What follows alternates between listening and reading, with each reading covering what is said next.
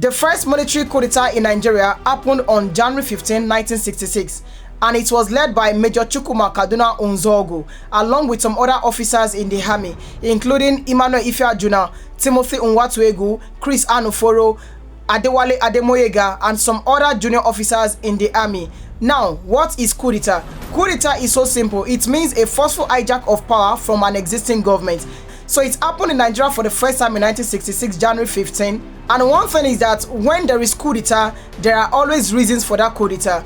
And the first coup d'etat in Nigeria also came with its own reason. So the coup plotters, the guys that were involved in this first military coup d'etat in Nigeria, they gave some reasons to why they are plotting the coup d'etat. For example, they said they are coming in to stop corruption in Nigeria. So they were accusing those that were there before of corruption. At the same time, they said they were coming in to stop rigging of elections, and ultimately they said they were coming in to save Nigeria from collapsing because of the election crisis of 1964-1965. But the reasons that these people gave, the coup plotters of this January 15, 1966 coup, the reasons they gave became so controversial at a point in time, because most of the coup plotters of this coup d'etat, they were mainly from the eastern part of Nigeria, and most of the people that were killed in this first coup d'etat, most of them were from the northern region and from the western region.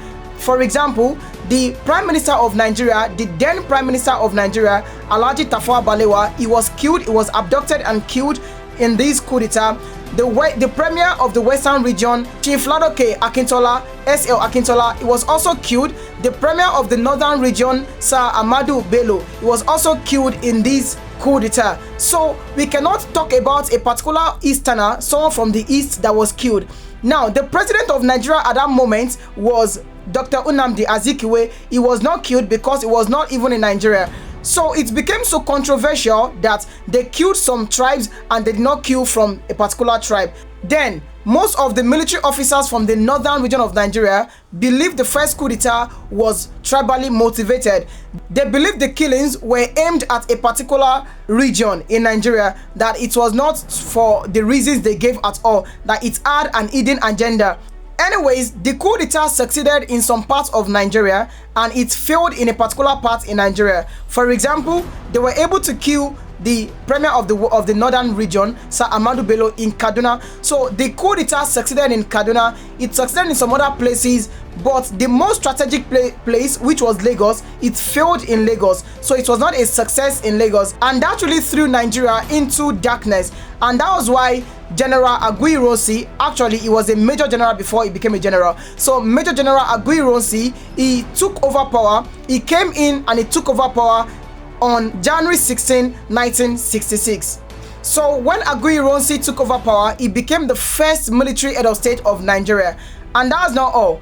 This first coup d'etat in Nigeria, the January 15, 1966 coup in Nigeria, it sets the stage for some reactions. For example, after the first military coup d'etat, which some people thought that it was aimed at northern military officers and northern political leaders. So it caused the military officers from the north to react in what is known as the counter coup, July 29, 1966, the counter coup, and ultimately it led to the civil war, which is known as the Biafra War in Nigeria, 1967 to 1970.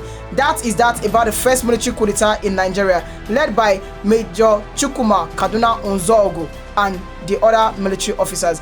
Anyways, a bonus. This military coup d'etat, which was the first one in Nigeria, it is nicknamed the coup of the January Boys or the Young Majors coup. Thank you.